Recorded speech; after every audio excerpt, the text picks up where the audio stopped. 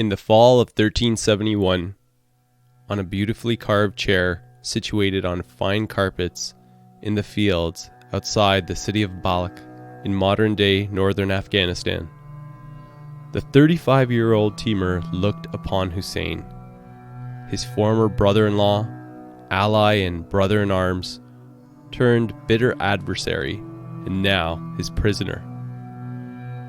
Timur's face was a stoic mask, not revealing a hint of emotion as he pondered the fate awaiting the broken man that stood in front of him.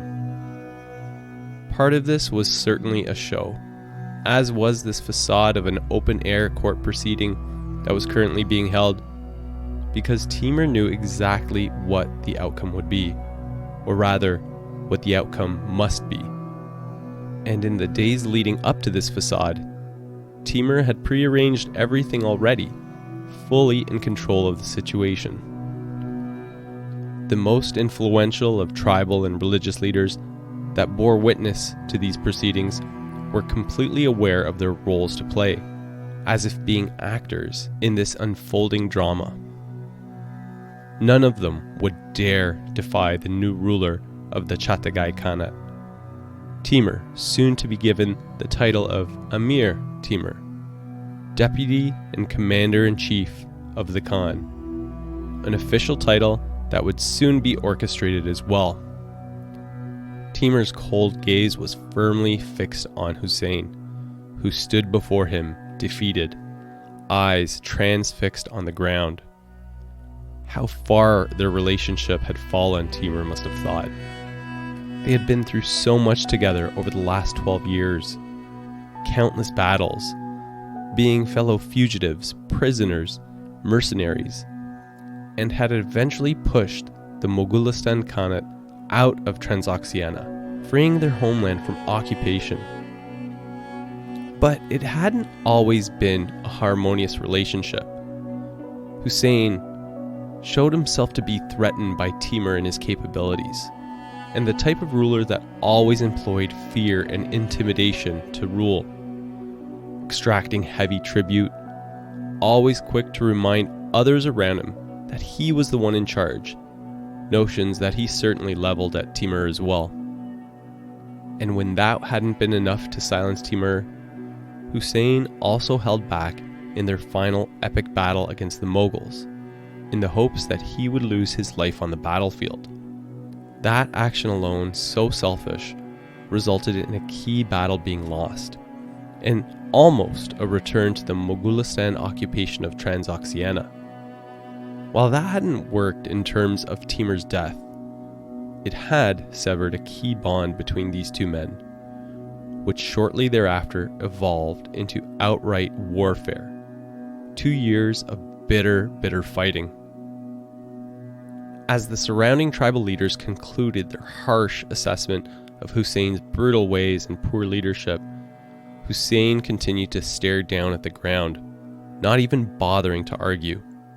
At length, he had a chance to speak, and begged for mercy, to have his and the life of his sons spared, reminding Timur of their previous bonds and friendship, requesting that he and his family be allowed to leave and head on a pilgrimage to Mecca.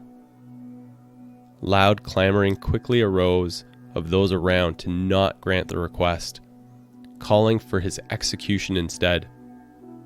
Timur, he raised his hand for silence, and at length offered up his response, granting the request, and then getting up from his seat to head over back to his tent, a prominent limp in his step, not bothering to acknowledge the thanks offered up by Hussein.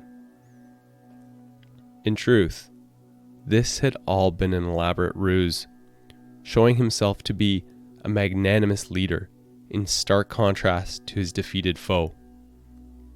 Hussein's fate and those of his sons already being sealed, and as prearranged in the days that followed, Hussein and his sons would be killed as they began their journey to Mecca.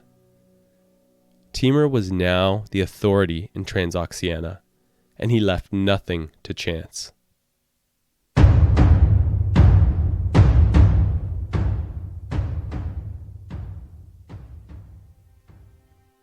Welcome to the Warlords of History podcast. I'm your host, Mark Pimenta. The focus of this podcast is on people, those defined by the term warlord. Fascinating warriors and leaders that made a huge impact in history, some with more lasting effects, and others that were relatively short-lived, but perhaps no less interesting. That said, when I select a particular warlord, I plan to, of course, review their lifetime and actions, but also take this further by looking at the environmental and political conditions right before their lifetime. We'll explore their motivations for taking on the mantle of war. We'll cover what they did and how they did it, and finally, what their legacy was beyond their demise.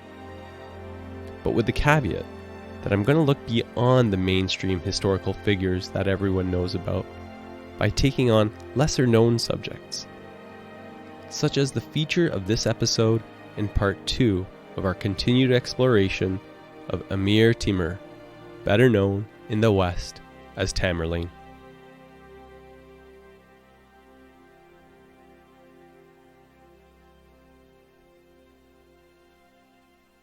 If you haven't had a chance yet, prior to getting into this episode, you may want to start with episode 1 to get a more detailed idea of the events leading up to where we'll be kicking off this episode from.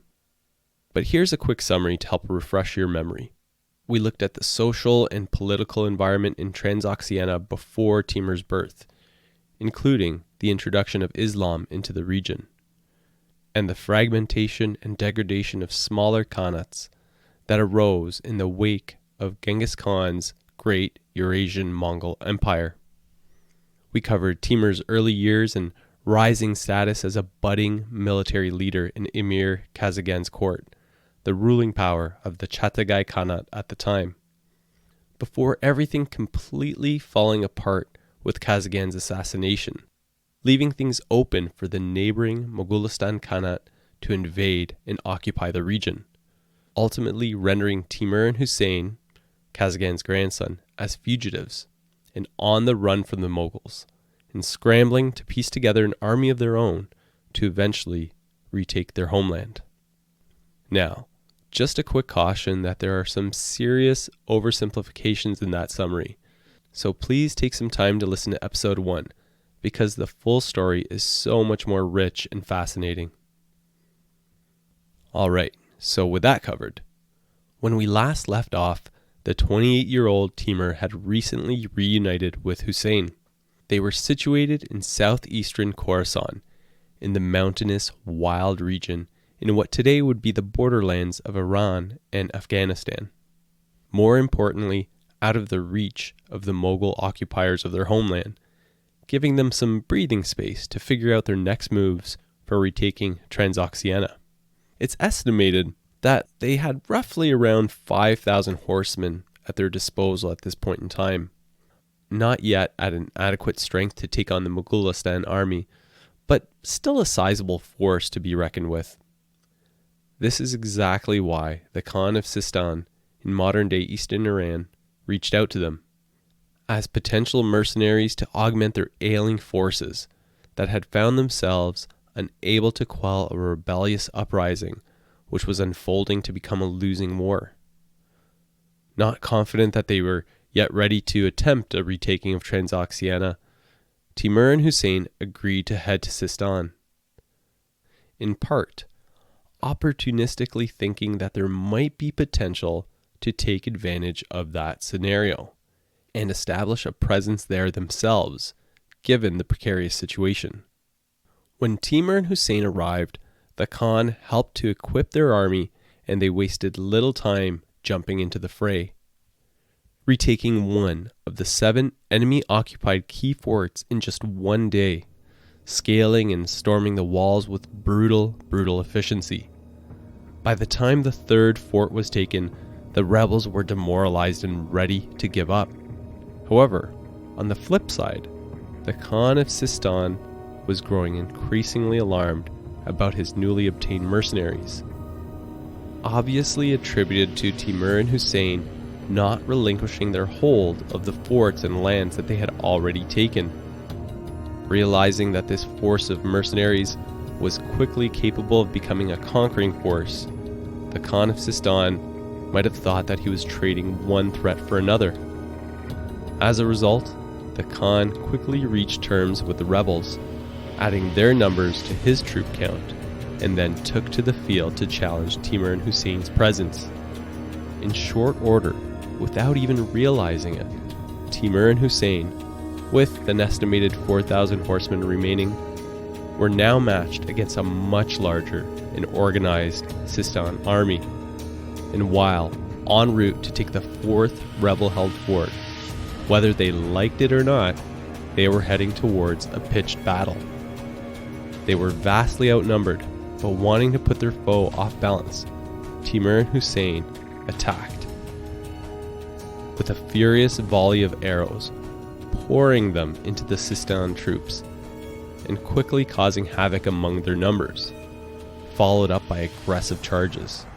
Timur led this charge with the cavalry, but was gravely injured in the assault, taking arrows to the hand and the leg. While ultimately not fatal, these injuries left lasting impacts, leaving his right hand missing the little finger and the ring finger right next to it, and to his right leg, where the thigh bone merges with his kneecap, leaving him with a pronounced limp for the rest of his days.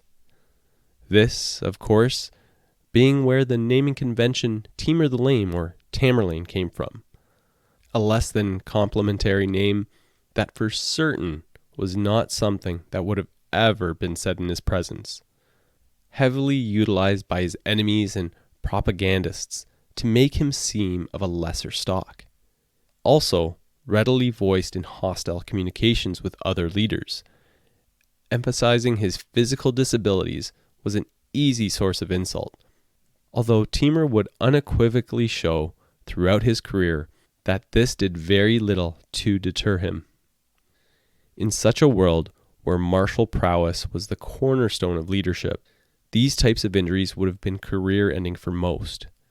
Yet somehow, Timur was able to weather this setback, and seemingly was still able to showcase horsemanship, physical strength, and combat ability in future endeavors. Plus, his most powerful weapon, his calculating mind, was as sharp as ever. The Khan of Sistan ended up soundly defeating Timur and Hussein's army, greatly reducing their number. Yet, Timur was able to somehow miraculously crawl off, before being saved by some of his soldiers escaping the field. But he needed rest and time to recover from his injuries. Sticking around in these hostile lands would have not been a prudent measure, so he and Hussein made back to the wildlands in southeastern Khorasan. Now that certainly didn't go as planned. Their short career as mercenaries now at an end. They stayed there for a number of months in the dry and dusty mountainous region, regularly moving around to stay out of view and not attract any undue attention from both the Moghulistan Khanate and now from the Khan of Sistan. After a couple of months, being mostly recovered from his wounds, they left the area aiming to rebuild their army and look for the ideal opportunity to strike at the occupying Moghulistan forces. They headed off to the city of Balak, Hussein's old stomping grounds that Timur had previously helped him to secure, setting up an encampment nearby. And they remained there for some time, during which Timur's fame acted as a magnet for soldiers and people that were increasingly becoming fed up with the brutality of the occupiers. Granted, there may have been some misgivings with Hussein returning to the area, Balak's previous overlord. While he may have been harsh and greedy, he was certainly the lesser of the two evils when compared to the Moguls. Among those seeking out Timur included some of the tribes that had deserted him when previously engaged with Haji Beg. Now, this is something that would have almost certainly not flown with Timur in future years, but at this point he was in no position to shun these prodigal allies, so Timur took a conciliatory tone and welcomed them back to his fold. But they weren't yet ready to commence a full attack. So, in the background, Timur used subversive methods, deploying some of his followers in smaller numbers out to the surrounding cities to gain intelligence on the status of his enemies. And through this, learning that the enemy had gained knowledge of their rough whereabouts. So they decided to move again, heading towards and hiding in a valley a fair distance outside of the city, on the banks of the Amu Darya River. The Moghulistan army arrived at Balak, expecting to find Timur and Husayn, who had recently taken leave of the area. Finding no one, they instead satisfied themselves with sacking Balak, which drove a number of additional refugees and warriors to Timur and Husayn's awaiting arms, helping to grow their contingent, now reaching about 3,000 horsemen. The problem with that, though, is that a larger group leaves a larger footprint. So Ilyas Khoja sent 20,000 troops to follow the trail of those seeking refuge with Timur and approach their growing army.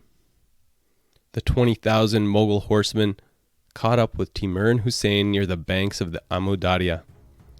Greatly outnumbered, Timur and Husayn moved their army upriver and took possession of a passable ford, crossing it and immediately taking up a strong defensive posture that would also help to negate the enemy's numerical advantage. Confident with their superior numbers, the Mughals launched an attack, but Timur and Husayn's army unleashed volley after volley of arrows, weakening the attackers' resolve and keeping them at bay, unable to break through. Then, under the cover of night, Timur and Husayn launched a surprise counter, which caused the larger force to fall in a tangled mess and decimated a huge number of their soldiers, allowing Timur and Husayn to take their camp. This surprise victory enraged Khoja, and he immediately ordered another army in the field to go in pursuit of Timur and Husayn. Timur and Husayn returned to the city of Balak and readied themselves for the next wave of Moghulistan attackers. However, they did take some time to reach out to the tribal chiefs in the area to unite with them against the occupiers, to which an additional 2,000 horsemen were added to their army. With the victory on the banks of the Amu Darya and the influx of tribes joining in the rebellion, Timur and Husayn decided to not await the impending arrival of the enemy forces, but instead strike out to hopefully convert others to join in the growing rebellion. By the time the next wave of the Mughal army had neared their position, their army had reached almost 6,000 horse. Although, at some point, it seems that cracks were starting to appear with this newly established alliance, seemingly driven by Hussein attempting to assert his dominance over the newly joined tribal chiefs. Though Timur was able to stay the discontent, pointing to the common cause, and cooler heads eventually prevailed. Through spies and active scouting, Timur and Husayn now learned that Khoja himself was personally commanding another army 20,000 strong to quell the uprising. However, more immediately pressing was an advanced force of 6,000 cavalry that would soon be arriving. Timur carved out 2,000 of his warriors and left Hussein and made out to meet the opposing advance contingent. About a day out from these two smaller armies meeting in battle, Timur then retreated. But this was a feint, attempting to get the opposing forces to lower their guard and assume a false confidence, instead making a forced march under cover to make a surprise assault on the larger army. As the night came on, Timur and his 2,000 horsemen fell onto the enemy's position with reckless ferocity, taking them completely by surprise and smashing into the enemy camps, slaughtering them ruthlessly. Momentum and victory led to more tribes joining in, with their total number now having reached 9,000 warriors. Mirroring the tactics they had recently used to win the previous battle, Timur and Husayn again found a passable area on the Amu Darya River and took up a defensive posture. Shortly after this, Khoja arrived with his 20,000 troops in tow on the opposite side of the river. In order to make Khoja uncertain of his position and divide his forces, Timur, again under the cover of darkness, peeled off 1,000 of his troops and crossed the river, fortifying a nearby hill, and ordered his contingent to light numerous campfires on Khoja's side of the river. Khoja took the bait, and as morning broke, took a large contingent of his group and made for the hill that Timur and his 1,000 horse were situated. Khoja and his army encircled the fortified hill and began the assault, but were pushed back with fierce showers of arrows from Timur and his men. This continued throughout the day, with Khoja unable to make any solid progress. But Timur and his men were isolated on this hill and running out of supplies and arrows. In the early morning of the following day, with few supplies at their disposal, Timur and his warriors, having spotted Khoja's position, quietly came down the hill, dispelled their last few remaining arrows, and charged down the hill with swords drawn. Timur and his troops carved out a path towards Khoja with so much success that they were almost able to get to Khoja himself. The Moghulistan commander fell back into a retreat and kept on going, back towards Samarkand to recover, his army so demoralized, wondering how such a small force could have pushed back their vast numerical advantage. Certainly, a victory that bolstered Timur's image and appeal, breathing further life into this rebellion to dispel the foreign occupiers. Interestingly though, Timur's bravery and decisive actions were creating lots of admiration and acclaim from those around, to the dismay of Hussein, who was officially the leader and was always taking great pains to ensure that this was raised and understood by all. This was becoming increasingly apparent as an underlying problem in their relationship, Hussein being envious and jealous of all the acclaim that Timur was bringing on. With momentum on their side, Timur and Hussein decided to press their advantage and marched their army off in pursuit of Khoja. While on their way to Samarkand, reports came in that Tugulu, the Mughal Khan, had died, appointing his son Ilyas Khoja as his heir and successor. As a result, Khoja was forced to return to Moghulistan to pay his respects to his father and, more importantly, be crowned as Khan. Before doing so, he left a sizable force back in Samarkand to dissuade the rebels from making further headway in his absence. With the success that Timur and Hussein had recently experienced, and the growing distaste that the Chagatai people held for the Mughals, this caused a large attrition of forces to go over to Timur and Hussein's side. The Mughal troops remaining in Samarkand were tense and nervous, aware of the changing winds and their precarious spot, and with fewer and fewer local allies to call on. Not to mention that their Khan was now far away back in Moghulistan. In order to make the defenders further disillusioned, Timur commanded his group to engage in psychological warfare, ordering his men to cut down trees that would be dragged by the horses. Why, you ask? This action raised immense clouds of dust in several directions, creating the illusion of a massive force descending upon the city. The Mughal forces in Samarkand, seeing vast clouds of dust rising in the distance, fearing the impending doom of a vast army approaching, lost their nerve and opted for flight, fleeing the city, allowing Timur and Hussein to enter Samarkand, a triumphant return, being hailed as liberators. Followed again by an influx of tribal leaders joining in with Timur and Hussein, determined to be on what was increasingly looking like the winning side. Hussein, now newly minted as Amir Hussein, began consolidating his seat of power, making sure to quell any remaining resistance and persuading any independent-minded tribal leaders to put any such silly notions aside and join under his banner. making it clear what would happen to any of those that resisted.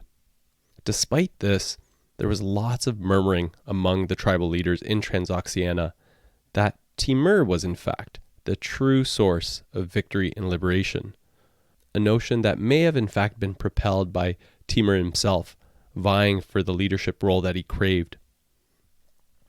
On the opposing side were other voices being raised, attempting to undermine Timur's actions and the role he played in this liberation, and put aside any discussions as him being the next potential sovereign in the region, with Hussein by proxy primarily driving this chatter, pointing to the fact that Timur was not a descendant of the imperial family, not being of Genghis Khan's lineage, and with Hussein being the only real option at hand. Despite all the underlying intrigue, for the time being at least, Transoxiana was freed from its Mughal overlords. This, however, was to be a short reprieve. In the spring of 1366, Khoja fielded yet another army, this time 30,000 strong, intent on retaking Transoxiana. Although their army count was roughly half of that of the Mughal troops, Timur and Husayn decided to head out and face them head on, so they could dispel any future invasions once and for all. They marched 300 kilometers due east from Samarkand to an area near the Khujand River, where they found the newly crowned Moghulistan Khan, Ilyas Khoja, and his forces equally keen to see this through. The two armies faced off, Hussein commanding the right and center, with Timur in charge of the left wing. With superior numbers, Khoja initiated the conflict and commanded a fierce charge into the right wing that was under Hussein's eye, a stinging attack that had the right reeling and pushing them back. Khoja had taken note of the potential for the right wing to collapse, so he sent another wave to reinforce the attack. Learning of the dire situation and the potential of the right wing to collapse completely, Timur personally led a detachment from the left wing into the fray, pushing back the Mughals and soon routing them. With the battle momentum on their side, Timur knew that this was the time to press their advantage and advised Hussein to counter. Hussein agreed, commanding Timur to take both the left wing and center forces to engage the enemy, concentrating on the center where Khoja's standard had been spotted. The two armies smashed into each other, arrows filling the air, followed by swords drawn in fierce charges. Khoja's army held but was fading, presenting a prime opportunity to finish off the Mughal Khan once and for all. In order to do this, Timur sent a request back to where he had left Hussein, requesting him to rally his forces and flank the Mughal force, giving them no chance of escape. But Hussein held back, telling the messenger that he was not in a state of readiness to re-engage. Upon hearing this, Timur was exasperated and again sent a messenger, strongly imploring Hussein to engage and join. But Hussein, not taking to the command of an underling kindly, reportedly struck the messenger and said something resembling, "Tell Timur to be patient until I can reunite my broken troops." Although Timur had Khoja and his forces on their heels, continuing the battle at that point would have costly depleted his forces, without the addition of Hussein's troops to attack from the rear. Timur would later come to believe that this hesitation was in fact purposeful, with Hussein hoping that Timur would be killed while keeping this attack going. Whether true or not, this was a defining moment for Timur, severing one of the bonds between the two men, one that Timur would never, ever forget. Timur held their position but were unable to press on further, allowing Khoja and his disorganized but still intact army to retreat without being harassed. Just before night fell, Hussein then sent a messenger back up to the front lines, advising that he was now ready to engage. But by then the opportunity had been lost, as the given time had allowed the Mughals to reorganize their lines.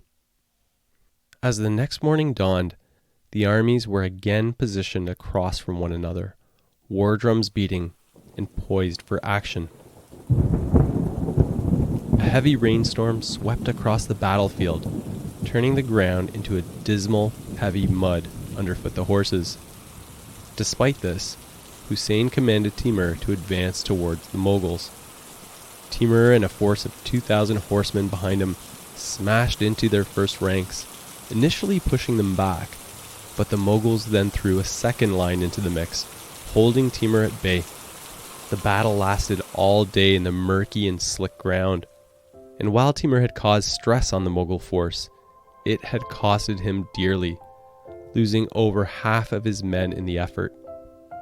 As the second day of battle ended, Timur surveyed his troops, finding that they were completely exhausted and depleted, and appealed to Hussein to relinquish the battle, knowing that continuing the fight at this point could prove fatal. Granted, the eastern invaders also appeared to have no appetite to continue for now, having also experienced equally heavy losses. Hussein agreed and made the decision to retreat back to Samarkand, giving the bedraggled army an opportunity to rest, while also replacing their lost numbers in order to be in a state of readiness. Although Khoja had technically won the battle, his army had been sufficiently weakened, so much that it couldn't really be considered an occupational force. So for a time, they satisfied themselves with plundering the region before heading back to Moghulistan. Part of this decision may have had to do with him being relatively new to his deceased father's throne in Moghulistan, necessitating that he be back in his home region to prevent any other pretenders to the role of Khan. Which was just as well for Hussein and Timur, who, by this point, were unable to piece together a coordinated effort to oust the army-turned-raiders of their region. Symptomatic of the widening rift between these two allies, driven by Hussein's jealousy of Timur's martial prowess and appeal amongst the tribes, and on the figurative campaign trail reminding all in the region of Timur's role as his lackey and as someone without a legitimate ancestral claim to any position of power. During this time, Timur and Hussein did exchange some correspondence, but it was becoming abundantly clear that reconciliation was going to be an unlikely outcome. Granted, they were still both intertwined as allies, at least for the time being. Over the winter, though, Hussein used this time to sink his claws into the city, using this time to appoint those loyal to him to his court and important administrative positions, appointing tax collectors to extort money from the inhabitants of the city, his greed also making him many enemies within, while also actively demanding shows of fealty in the forms of gifts and tribute from the surrounding tribal chieftains, including Timur. Beyond the obvious insult that came along with this, given how instrumental his role had been in helping to install Hussein as the leader in Transoxiana, there was a wee bit of a problem with this for Timur, because he was essentially broke. But he did manage to come up with an interesting solution. Timur gathered what he could, but the showpieces sent were his wife's family jewelry, which Hussein would have been familiar with because she was his sister. This may have in fact been a calculated insult to shame Hussein for his greedy ways, showing everyone in his court the extent to which their current ruler would go to peel riches away from those that supported him, even at the expense of his own family. Accompanying this tribute, Timur also sent a letter to Hussein, asking him to rethink his course of action, especially to reconsider how he was treating the inhabitants of the city, particularly those that were loyal to Timur. Hussein paid these communications with no consideration, and in fact was actively working to convince those loyal to Timur to change their affiliation. Granted, convince is probably the nice way of putting it. It's probably more in the terms of threaten. Eventually, though, Timur's spies uncovered what was happening in the city. In the spring of 1368, Timur's wife, who was also Hussein's sister, died after having fallen ill over the course of the winter, impacting both Timur and Hussein profoundly. And really, this could have gone two ways, potentially bringing these two men together over the shared loss, or splitting them further apart with the elimination of the marital bond between the two families. And as I'm sure you can guess by now, this definitely landed in the latter camp. Although it didn't initially appear that way. Hussein used this occasion to reach out to Timur, requesting that they meet in person to discuss their differences and at least attempt to reach an agreement, leaving their troops behind, only accompanied by a small entourage. Timur agreed and made for the meeting spot, in an unpopulated hillside pass somewhere between Samarkand and Kesh. But he was cautious, fully understanding the slippery nature of his adversary. Timur wisely sent out small detachments of his army the night prior to take up strategic positions in case they were needed, but remaining hidden from view.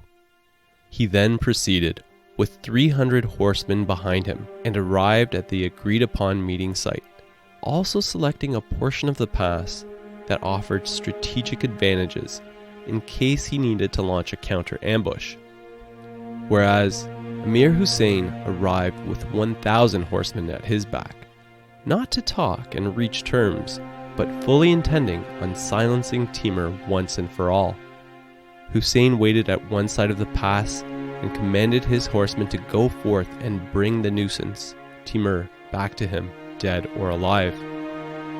Despite having scouted the area, no threats were perceived by the Emir's troops, so they advanced into the valley.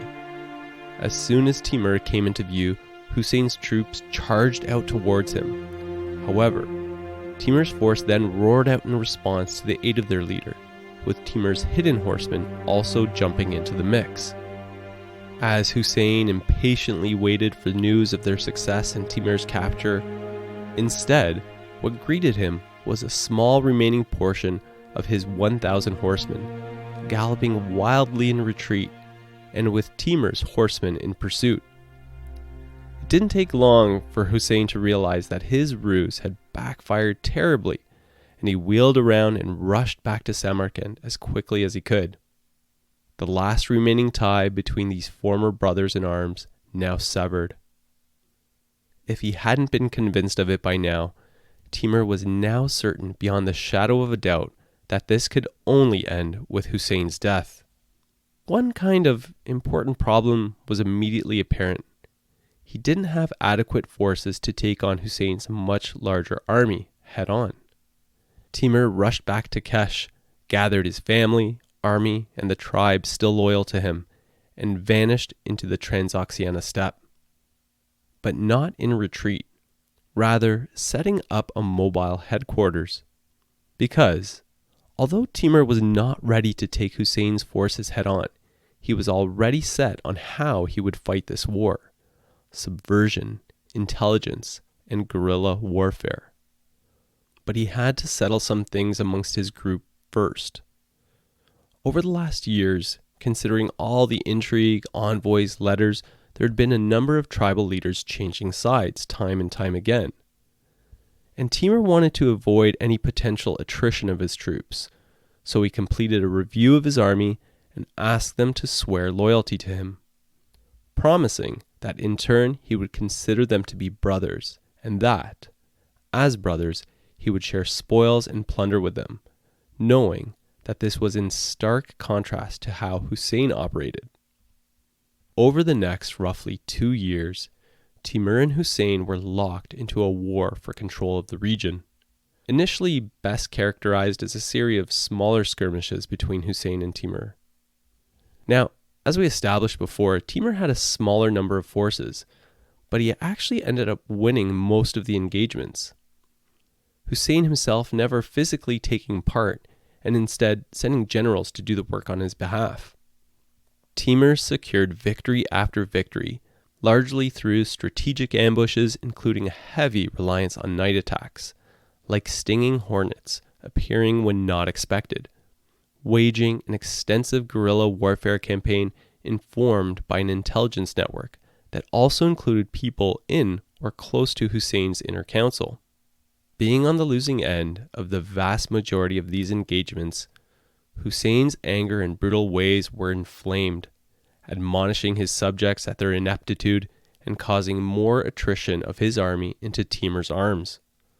And while this certainly explains some of the attrition, part of this must have had to do with the tribal leaders also increasingly seeing the winds of change, and they were determined to be on the winning side.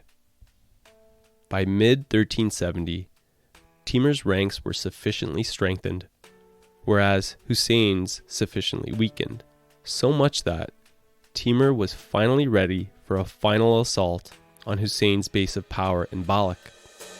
In months prior, Hussein had left Samarkand and taken up residence in Balkh because he was really concerned for his safety.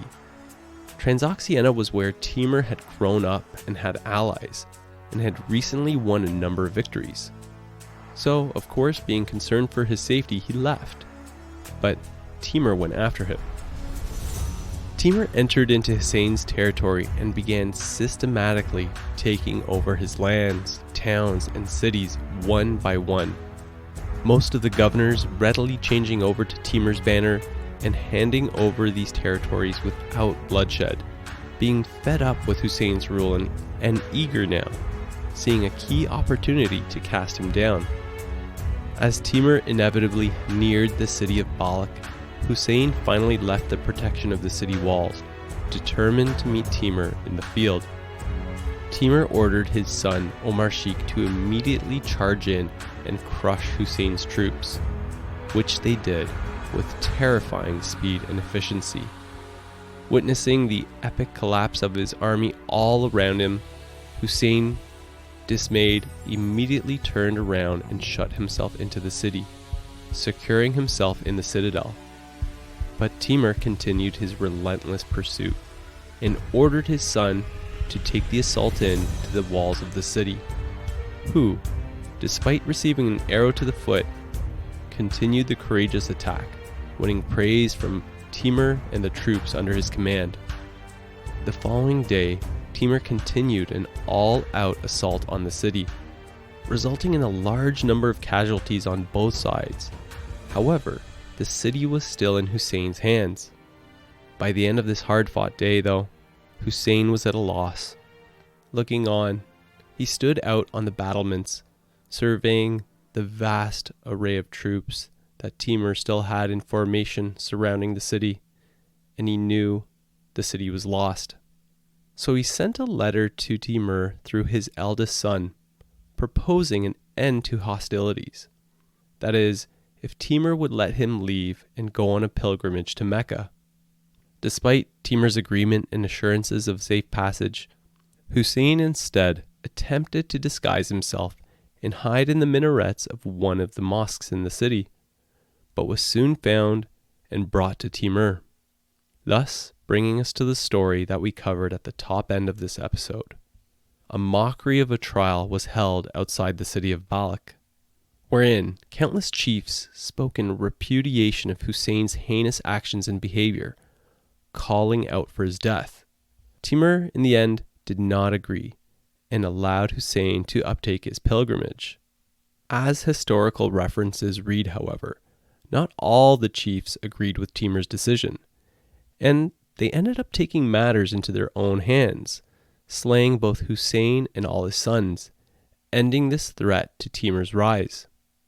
In my opinion, though, considering how beneficial this was for Timur, and really, given what we've learned about this enigmatic and ruthless warrior, I'm convinced that Hussein's death was in fact ordered by Timur himself. Allowing Hussein and his sons to go free would have likely resulted in a future continuance of this war and a risk to Timur's hold on rulership. Timur was not the type of person to allow for any loose ends, especially those that could come back to bite him. Plus, there were other advantages, particularly Hussein's wife, more specifically her ancestry, but we'll get back to this in a little bit. Days later, with Hussein now permanently removed out of the picture, another meeting was being held outside of the city, This time, though, it wasn't a mock trial, but it was another carefully choreographed performance, with all the most powerful and influential tribal chiefs and religious leaders in attendance to decide who would be installed as the next leader of the Chagatai Khanate. The session began with several tribal chiefs voicing different suggestions, people that held tenuous hereditary claims that were more divisive in nature and sure not to be universally accepted amongst the tribes.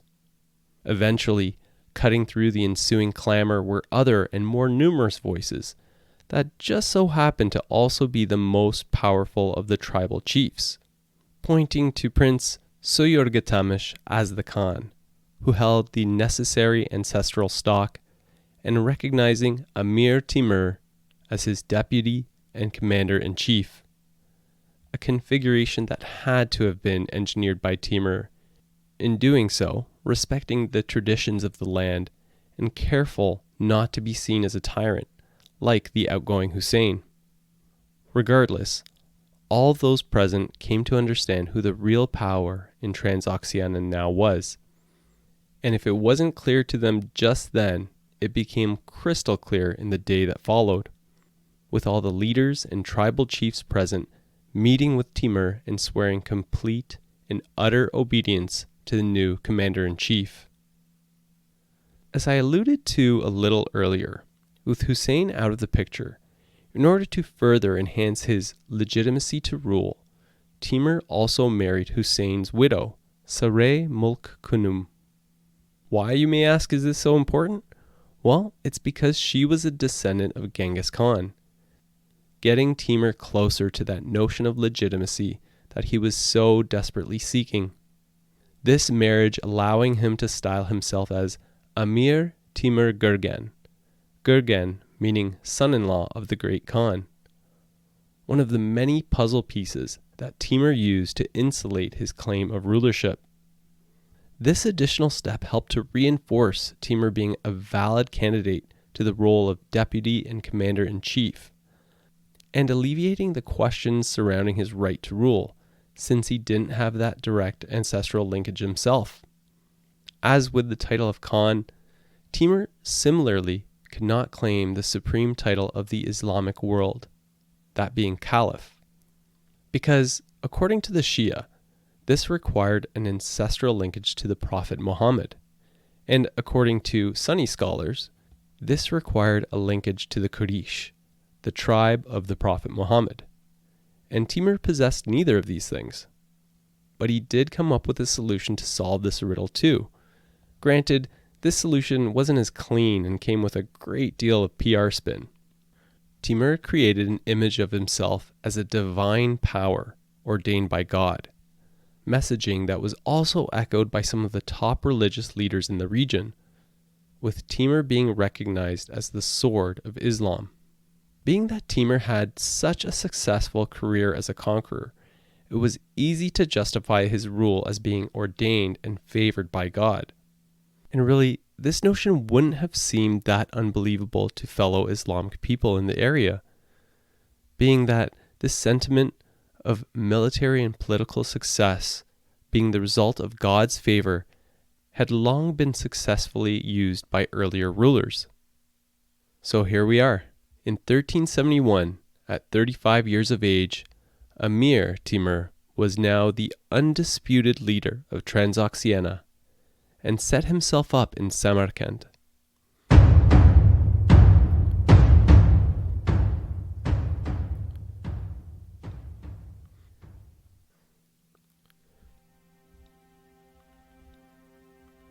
In the next episode, we'll learn about what Amir Timur does now as the newly installed supreme ruler in Transoxiana, marking the very beginning of an astounding 35-year run of almost constant warfare and conquest.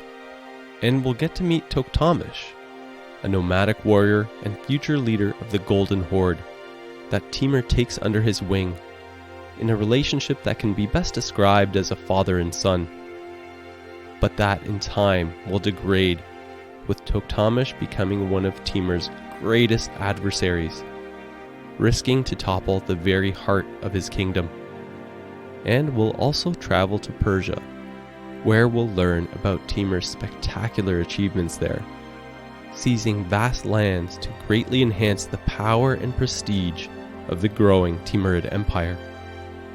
But also where Timur begins to exhibit his notable dark side, ordering horrific acts to those that dare to defy his authority, resorting to brutal violence to force nations to submit to his will. And much, much more to come in the next episode of the Warlords of History podcast. If you want to support the podcast, there's a number of ways you can do so. You can tell your family and friends about the show.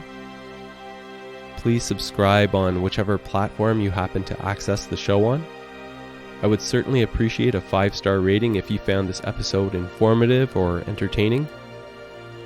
And lastly, you can head over to the show's website, warlordsofhistory.com, where I'll include some supplementary info, like images and maps pertaining to this episode for your viewing pleasure, and where, if you are so inclined, you can also sponsor the show directly, with 10% of monthly listener contributions going towards charitable causes, namely providing equipment, resources, and training towards sustainable agricultural practices in developing countries.